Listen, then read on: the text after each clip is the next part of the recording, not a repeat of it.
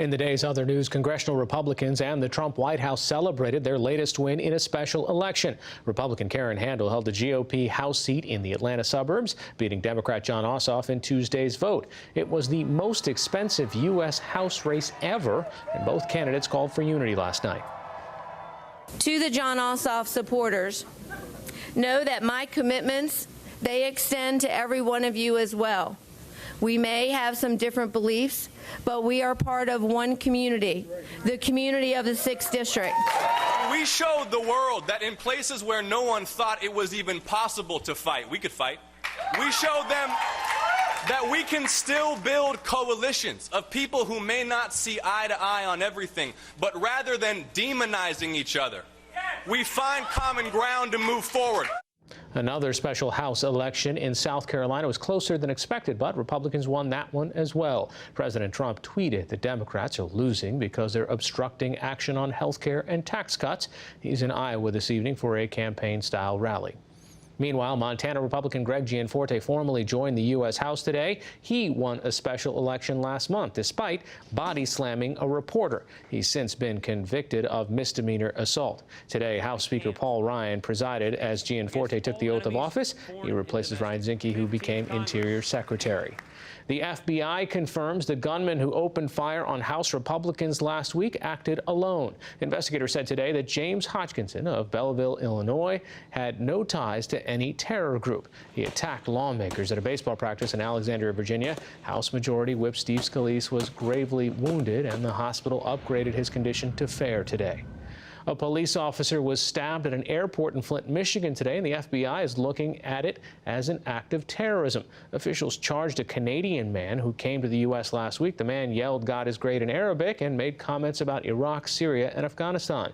The officer was stabbed in the neck, and officials later said he was at a hospital and his condition was satisfactory. In Saudi Arabia, the kingdom's ailing 81-year-old monarch elevated his much younger son to the role of successor today. The decision comes at a moment of economic challenges and high tensions with regional rival Iran. The custodian of the two holy mosques, King Salman bin Abdul Aziz Al Saud, has issued royal decrees. The announcement was read on state television. King Salman named his son, 31-year-old Mohammed bin Salman, Crown Prince, next in line to the throne. He also became Interior Minister in charge of security. The king's nephew, Mohammed bin Nayef, lost both titles, but he appeared with the new Crown Prince and pledged loyalty. I am content. I'm going to rest now, and may God be with you. The announcement capped Prince Mohammed's meteoric rise to power since his father assumed the throne in 2015. Peter Waldman, a writer for Bloomberg Businessweek, profiled the young prince last year. He wants to bring entrepreneurship and initiative and kind of a high-tech sensibility to Saudi Arabia. On social issues, he is relatively progressive, meaning that he clearly can see a point in time when women will be driving and can essentially travel and take jobs without their husbands or male guardians' permission. He was already defense minister and firmly opposes dialogue with Shiite Iran, fierce rival to the Saudis and their Sunni allies. Prince Mohammed has also overseen the Saudi military campaign against Yemen's Shiite Houthi rebels in a proxy war with the Iranians. His confrontation with Iran across the Persian Gulf is a bit dangerous. He has said and is willing to do military interventions in Yemen, most notably, where lots of civilians have died in this ongoing war.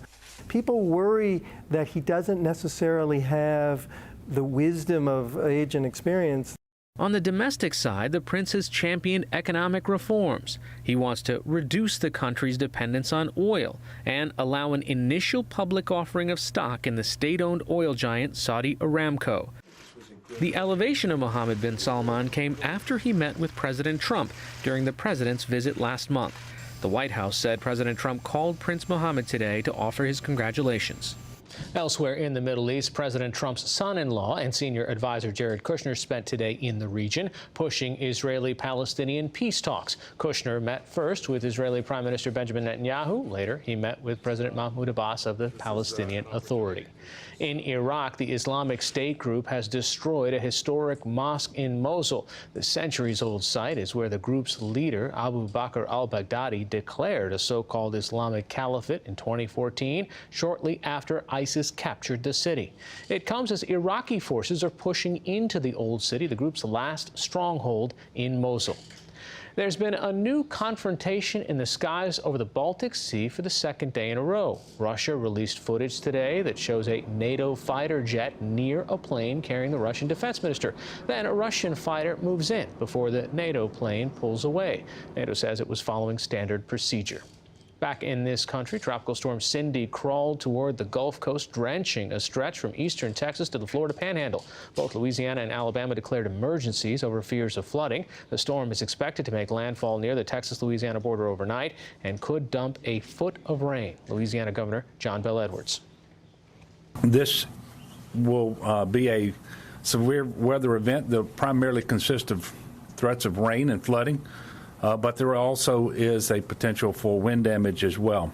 No one should be under the belief that this is only going to affect coastal Louisiana or southeast Louisiana. This storm is going to affect the entire state. A 10-year-old died on the Alabama coast after being struck by a log washed in on a storm surge from Cindy.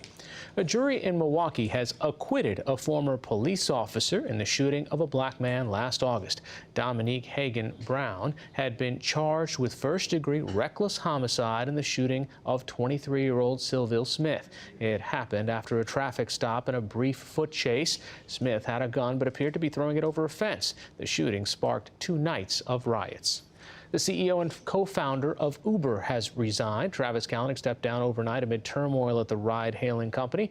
Uber faces allegations of sexual harassment and theft of trade secrets, plus a federal investigation into whether it misled local regulators. And on Wall Street, the Dow Jones Industrial Average lost 57 points to close at 21,410. The Nasdaq rose 46 points, and the S&P 500 dropped a point.